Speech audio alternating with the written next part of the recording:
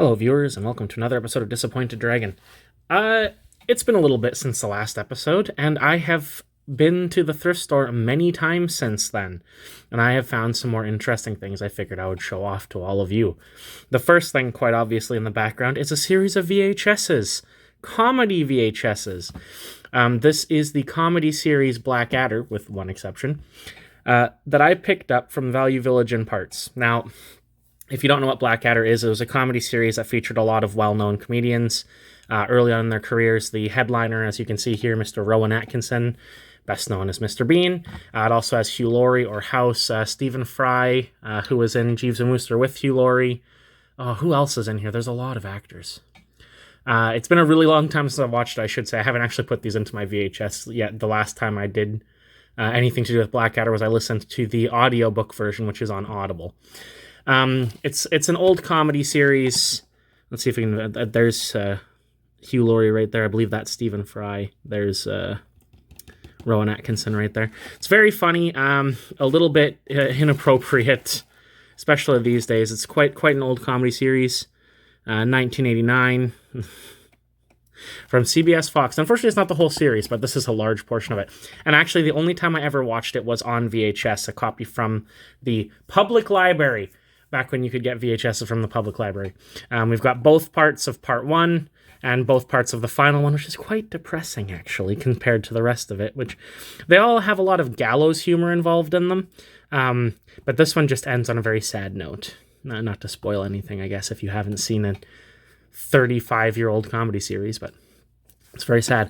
Also, had to pick this up, Monty Python, because it's got my favorite skit in it, the Dead Parrots Don't Talk, which is one of my favorite skits, which I actually don't think I've ever actually seen visibly. Again, I listened to this on a CD that I also picked up from Value Village.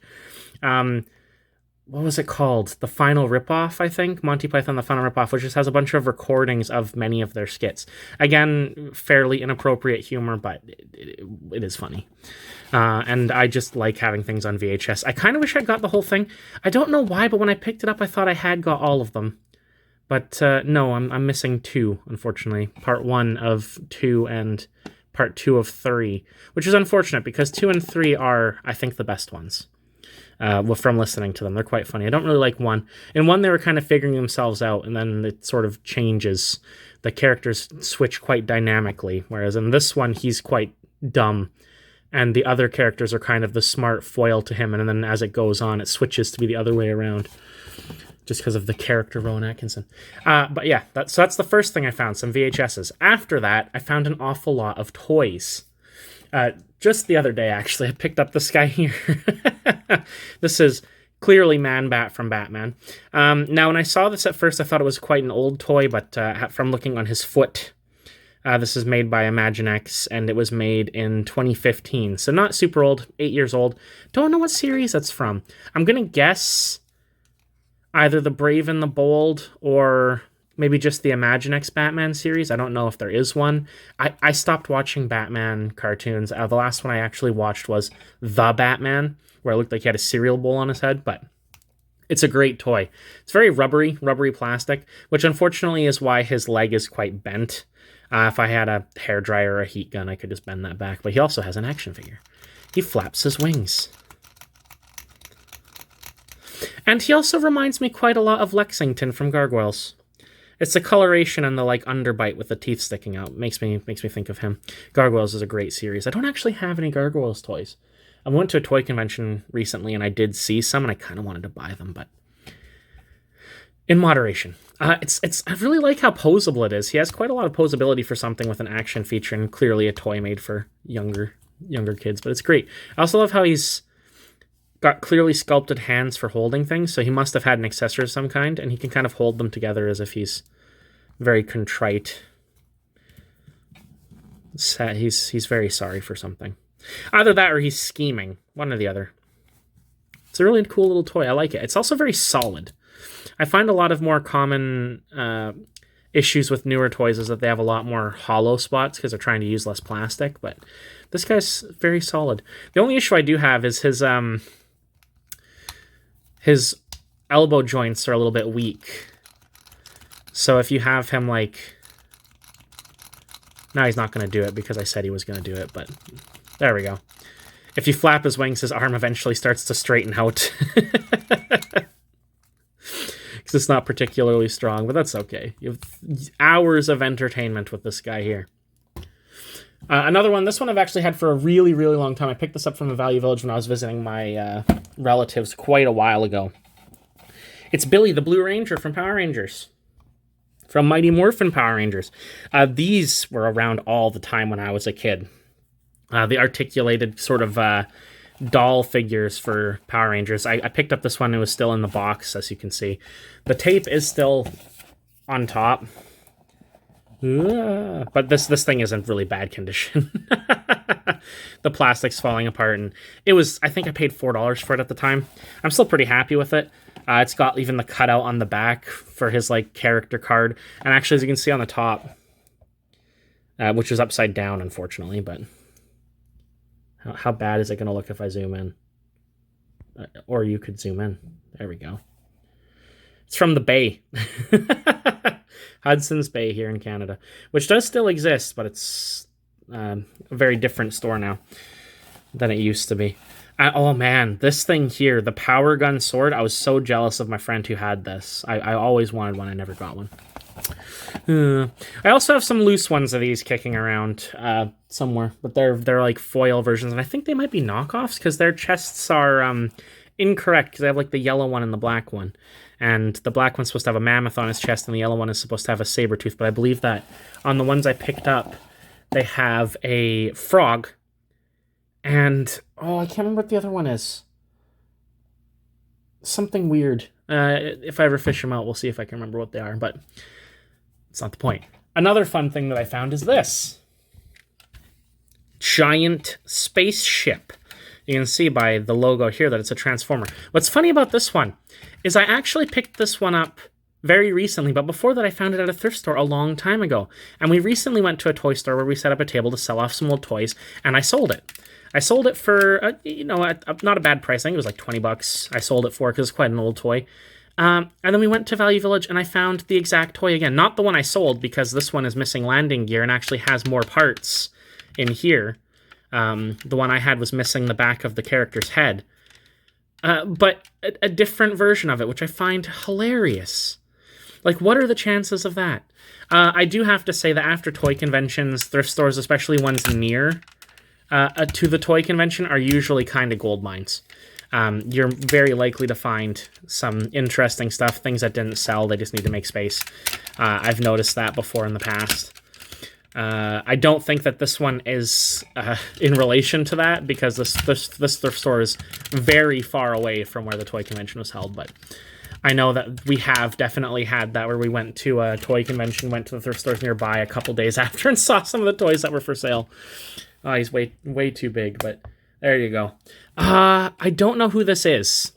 My friend did tell me, I was selling with a friend who's very into Transformers. He knows a lot more about the toy lines than I do. He did tell me, I think it's like Star Atlas or something like that. But yeah, no, he's a pretty cool toy. He's not very posable. He's really big, big and chunky. Big ratchets, but he has no posability besides like his arms going up and down. His head, I don't even think his head doesn't even move. Really doesn't do much of anything. He's also missing his jet engine on the outside of this, which the one that I sold had, which is unfortunate. But I mean, I just had to pick it up. It was so much cheaper than usual, and I can't say no to Transformers. If I see a Transformer at a Value Village and it's like semi-complete, I gotta pick it up. Actually, at the same time that we bought this, there was a the recolor of Tigertron, whose name I do not know, but there's a recolor of Tigertron, a Beast Wars Transmetal 2 toy. So close to buying it. The problem is he was missing one of his arms. And the problem with that is that arm is integral to his transformation. It holds his head in place with a peg. So it wasn't usable as a Transformer without that one piece. If it had been missing different pieces, I probably would have still picked it up. But since it was missing the part for transformation, I didn't. Because if you can't transform it, what is the point? I kind of wish that I had thought to do some of these videos before the toy convention, because I actually sold quite a large number of the things I'd picked up from thrift stores that I no longer had an interest in, so I can't show them to you guys. So from now on, I'm going to try to nip that in the bud. I don't have a lot of things to show you guys today. There's only one more thing, and that's because most of the things I bought recently are books, and maybe one day I'll do like a big book video, because I found so many books at thrift stores, but they're not as tactile and they're not as much fun to show. The VHSs are kind of pushing it already, I think. There's not much to see on them, aside from just really old actors. And bonus footage that includes a never-before-seen episode. I don't know if that was included in my audiobook. I don't know. I will have to watch these at some point. It's just been... I haven't had the time. But last, the best item that I found at the thrift stores today. Not today. Recently. Inspector Gadget himself. I believe the actor's name is Henry Cavill. Henry Cavill? I'll correct myself if I'm wrong. But this, for those of you who know, is a McDonald's toy set. Back when McDonald's made really great toys. At the release of the live-action Inspector Gadget movie, they created this beauty here. Now, you had to collect them in parts. When you had them all, you can build it together. What I think is really cool about this is at the thrift store, they actually had multiple complete sets of this guy. So clearly someone had a bunch of them, was holding them for some reason, just decided to get rid of them. Who knows why? But I had to get one. I never had one as a kid, but it's just such a cool thing. I loved it when McDonald's used to do stuff like this. They also did one for Spy Kids that I'd like to get, where you build them together to make the little robot that was in, I believe, Spy Kids 2. Just such a cool thing. And they are all individual toys. I don't actually remember what they all do. I think this one just makes noise. Yeah.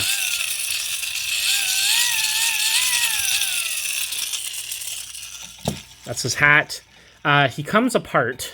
So his chest comes off. This one, I don't remember what this one did. It just makes noise. It's supposed to be like a computer pad. They didn't put a clock in it. I mean, they're still fairly basic. The whole reason you pick them up is to build the final figure, but they're still pretty cool. One of the things that I think is really cool, which we'll get to soon, he's got a grabby hand, which is supposed to extend. There we go. And of course, the first thing my brother did when we got this was start harassing me with this grabby hand. It's just, for a McDonald's toy, it's so great. And of course, they don't really have any good McDonald's toys these days. I've been there every now and again. Me and my brother will order Skip the Dishes from McDonald's. And the best way to do it is to order their family pack, because it's cheaper and you get an extra Happy Meal. So if we're a bit extra hungry that day, we can share the Happy Meal just to, have a little bit more. And we got the toys, and the ones I got last time were cardboard characters with tin heads that you could flip back and forth to change the character. And compared to this, that's just so depressing. His fist extends again on this one, but this side is a water gun. I don't remember how it fires. Oh, you know what? You pump it with the hand. Yeah, I haven't filled it with water. I don't even know if it still holds water. I don't really want to test it because it'll leak everywhere and make a mess, but a water gun. And the thing that I always found really interesting about this one is the face. Like, look how well sculpted this face is. Looks like old Ferris Bueller himself. Like, that is good. I have seen the 6-inch figures with poorer sculpted heads. Like, this thing is really well done for a McDonald's toy. Like, I've never seen such good sculpting. It's really crazy. It's also a bit creepy because his proportions are not human when he's put together, as I'll show you again after. But this one's very interesting because this one actually has a... it's not really coming across very well, but it's a sparker inside, so he's got a flint. And as you push his head down, it spins and creates sparks, which will eventually wear out. But that's something that you don't see anymore. You just see toys like that all the time. It also has someone's initials on the back, whoever used to own it. I'm going to get those off at some point, but I just haven't gotten around to it. And you've got his legs.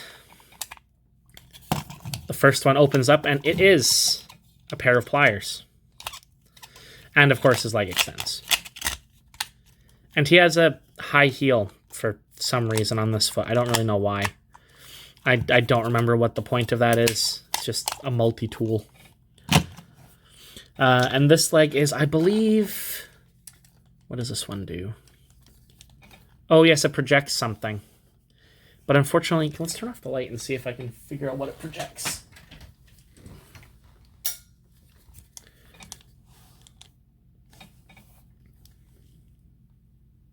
Nope. Cannot tell. Maybe it's just a green flashlight? I feel like it used to project the G from Inspector Gadget, but it's been such a long time and I can't really tell you. It does have a light up like gadget thing on the side, you can see. Yeah, I don't see anything. Maybe I'm just remembering that it projected something and it's a missed remembrance and not actually true. I will have editing me confirm if it was supposed to show anything. But another thing that's really interesting is it's hard to see, but there's also like sculpted in computer circuits on the side of his coat there. And is that on all of them?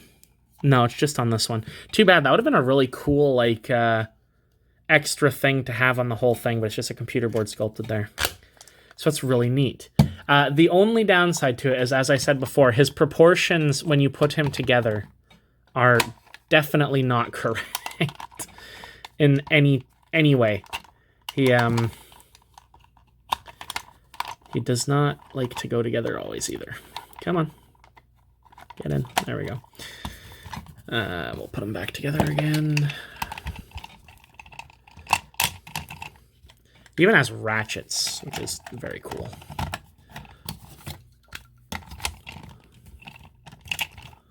All right. This is him fully put together. As you can see, his legs are so short and his arms are so long. If you extend the legs to their full extension, they're not quite as bad. He becomes a more real, like, more proportional human size. But he's still not correct. Although it does just kind of make him look like he's wearing really weird socks. It's a really good figure for a McDonald's toy, and I really like it. I wish his hat didn't look quite so ridiculous, because it doesn't really look like a hat. It looks like he's wearing, I don't know, a barrel or something on his head. It also doesn't attach on. Just kind of sticks to the rubber of his head from the shape, but it's not really stuck on there at all.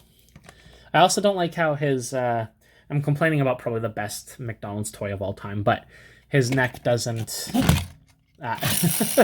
stay down because part of the spring for the sparker keeps it up. But still really cool. And I'd like to find some more old McDonald's toys. I'd like to find that Spy Kids one, and I would really like to find, they used to always go together in some way. I remember the Aladdin ones from Prince of Thieves, the third Aladdin movie, and they also went together. I think they made like a train, but man, it's been so long. It's been a long time. But those are the things I've recently found at thrift stores. I thought I'd show them off. I'm really happy with this guy. This is one that I'm going to keep. Some of these other things I might not. I'll probably keep the VHSs because unfortunately VHSs don't hold a lot of value anyways, but to me they're great. These guys, I'll probably keep until they bore me, and then they'll go out with the rest. But I just love finding stuff like this at their stores, especially when they're like super cheap. Like I think I only paid $4 for this guy, and I mean he is well worth the $4. He is amazing. I was really tempted to just buy all of them, but let someone else discover the treasure of this guy. It's such an awesome thing. But anyways, that'll do it for this video, guys. As always, stay happy, stay healthy, and take a trip to the thrift store if you can. You're gonna find something cool. All right, bye.